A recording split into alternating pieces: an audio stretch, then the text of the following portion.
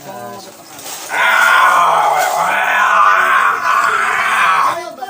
na niya.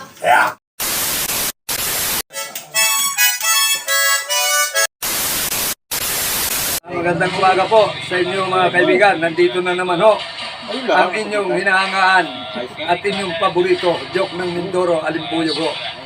Ito mga kaibigan, panibagong joke na naman ho ito.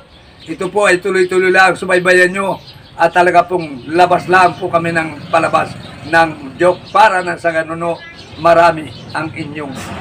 Yung t-shirt ko rin po na ilalagay ho ang mukha ni Alimbuyog doon ay dito po sa shop ni Bustamante. Pumunta kayo at makikita nyo ho ang display ng t-shirt na yari po sa ibang bansa pero ang nakatatak ho Alimbuyog. Yan ho ang inyong hinahangaan, nakatatak ho sa t-shirt. Kaya ibili nyo ang inyong mga anak nang sa ganun huwag nyo akong makalimutan. Yan ho mga kaibigan, at ganun din po ang aking kaibigan na may-ari ng shop dito sa Santa Rita. Gusto nyo ng mga gamit na napakaganda, gamit sa motor, mga kaibigan, nandito po lahat sa kanya. Lumapit lang kayo dito mga kaibigan. Dito nyo makikita ang napakagandang gamit sa mga sasakyan. Ayan o, ang may-ari, ayan pong magandang lalaki pong may-ari na si Boss Tamante mga kaibigan ng Santa Rita, Pinamalayan, Oriental Mindoro. Santa Rita lamang po.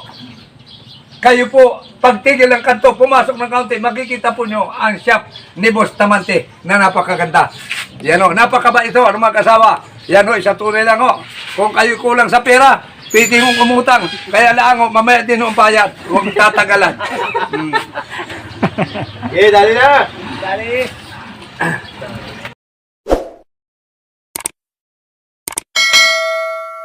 May kahoy doon sa amin, sa likod bahay. Ay, ang daing matsinong nakadapo. Sabi ko kay Mrs., paabot ng baril dyan. At dadali ako ng ilang matsin. Pinutukan ko mga kaibigan.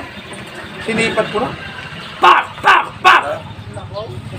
3 putok ko, mga kaibigan. 3 putok ko doon sa matsin. Naku, nung dadamputin ko, ay 7 ho ang huli ko. 7. Ay sabi nung iba, ba't nakapito ka? Alam mo yung huli ay 3 putok lang ang ginamit mo. Aba, ay kita ko yung nagsibaba na yung 4, mga nakataas ang kamay na ganyan, no? Sabi ko, sige, uwi na kayo. Sunod ko pa kayo, mahigit kayo nagpusan, ha? Sige, uwi. Lakad kayo sa bahay. Yan o, mga kaibigan, talagang sabay pa yan. Ngayon, yung barkada kong doktor, ay doktor dyan sa mental, ay may mga luko siyang alaga. Ay tinisting mo yung 3 kung maigi na. Ay sabi doon sa 3, ilabas nyo yung 3 loko na yan, na-observa natin kung yan ay pwede ng lumaya. Ay nag-drawing yung doktor, yung kaibigan ko doon sa pader ng pinto, nag-drawing ho. Ay sabi doon sa mga loko, ikaw, kaya mong tumakbo dyan at lumabas sa pinto na yan? Ay siyempre naman doktor, babangkay ko lang, wasak yung pinto mong yan. Ay tumakbo na ho, ang tulin, ako tagapak na doon sa mukha, pader ho yun, dinuwingan laan ng pinto. Ay balintukan naman din. Ay sabi doon sa isay, ikaw naman pangalawa, kaya mo lumusot din dyan? Asos, doktor, hindi ako malusot dyan. Bakit? Ay sukuho ako dyan, itaasan nyo. Oo, mataas ho ako ay. Ataasan ang drawing. Ataasan yung drawing, bangga yung ulo ko dyan ay. Inaasan, ako tumakbo na naman, ako tagapak na naman doon sa pinto. Ay baliktad na naman ho. Ay di ngayon sabi doon sa pangatlo, ikaw naman, kaya mo lumusot dyan? Ay wala akong ginawa yung pangatlo ko di tumawa ng tumawa. Ay sabi ng doktor ay ba't ka tawa ng tawa? Ba't tayo mong tumakbo dyan? Ay hindi ako matakbo dyan. Anong natin nangyari yung dalawa? Bakit? At tinawanan yung dalawang yan. Ay kung hindi baga naman tanga doktor yung dalawang yan. Ay makakalusot to baga sa pinto niyan. Ay nasa akin ang susi. Malusot baga yung dalawang yan. Ay nasa akin ang susi. Parehas balik. Ay, may mga tama talagang masama ang lagay ng pala. Ngayon, nung ako'y namaril ng ista, ang usong baril sa amin yung biyanggo. Binaril ko ngayon yung dalak, malaki ho yung dalak, mga kaibigan. Tinira ko mga kaibigan nung may nailon, nung may hanggo. Pak! Naku, binabang ko ho. Naku, nung pagtingin ko hindi tinamaan pala yun, nawala pa ho yung bala ng aking pana, nawala ako yung panghuli ko doon sa isda. Ay hindi ako makatulog at maganda ho yari, 3 araw. Bumalik ko ako doon sa ilog, inahanap ko yung pana ko. Nako, biglang dumaan ho yung dalag, ang payat na ho ng dalag. Kaya pala hindi ho natigil ang katatakbo yung dalag, kaya bulabol yung pana ko na nawala. O anong payat na ho, hindi na, nako. Ang laki ho ng ulo, ang liit ng katawan. Alam mo lang yan, ang dalag-dalag. Hihabol ay. Habol ho ay. Bago yung padalwa ho, bumaril naman akong tilapia, kulang na 1 kilo. Ay, ang laki ho. Saan ko yun? Dapat. Tinira ko, pak! Ay, tinamaan ho ngayon. Sabi ko, ay, surety.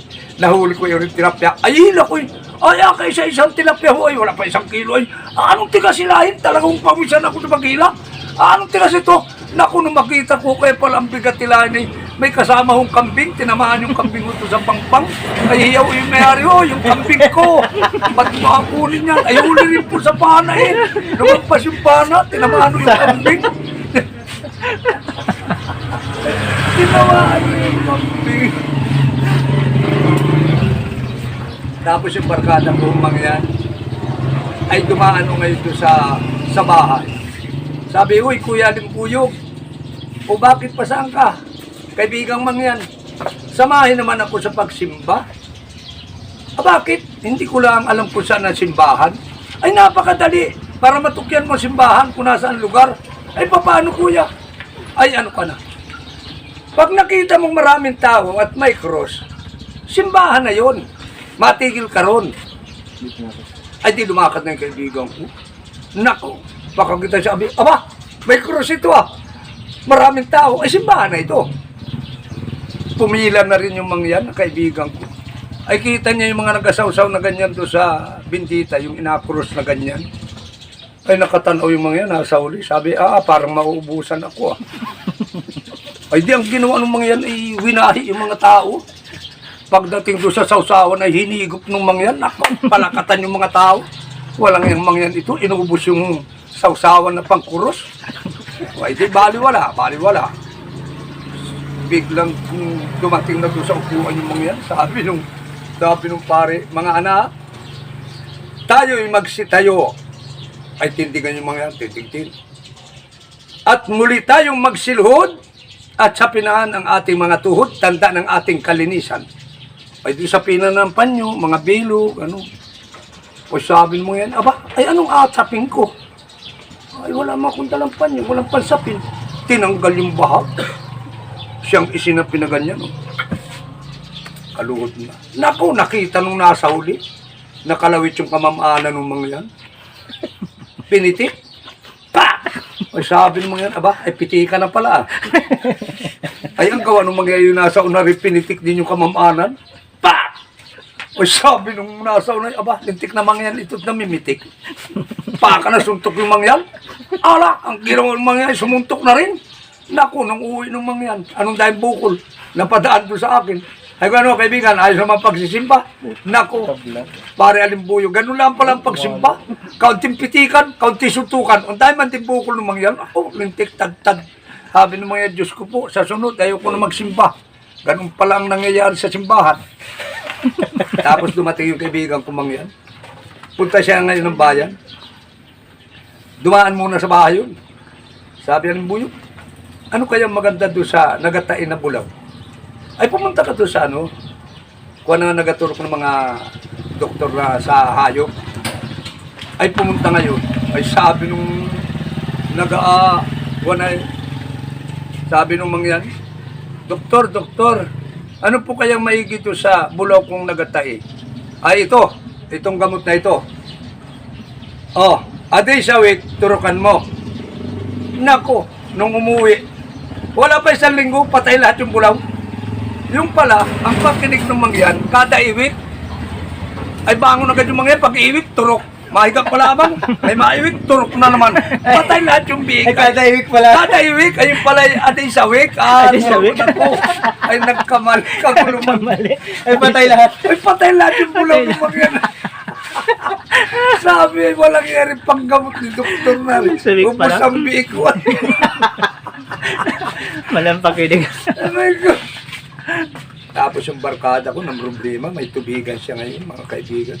ang lawak ng tubigan niya, yung talukan, yung taniman ng palay. Ay sinira ng taga. Sabi niya, naku, wala nang matitira na rin. Puta na, nagpunta ng bayan. Nagpunta ng bayan, kaibigan, yung barkada ko. Matanong nyo lang dyan sa akin. Lahat na ng gamot, isinabog niya, hindi pansinin ng mga taga. Ubus ng busang palay. Ang ginawa niya, nagpabayan siya nung umaga. Gabi niya isinabog.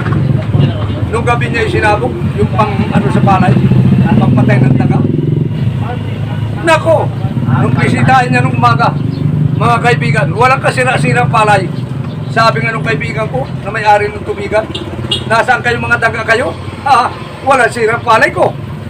Ay di wala siya makitang taga, wala nang nanirap to sa mga palay. Sabi niya, nasaan kayo yung mga daga na yan? Sinilip niya kaibigan, doon sa butas, nako. Ay ganito ang tayo ng ibang taga ay nakaganyan. Yung iba ay nakaganito ay. Ay sinabog pala mga kaibigan nung doon sa palayan ay kindi. Naku, nung magsakita ng ngipin, walang makapangain ng palay, hindi makalabas sa mga taga. Puro mga nakalumbabang ganyan, no? Mga pagkaang muka, mga...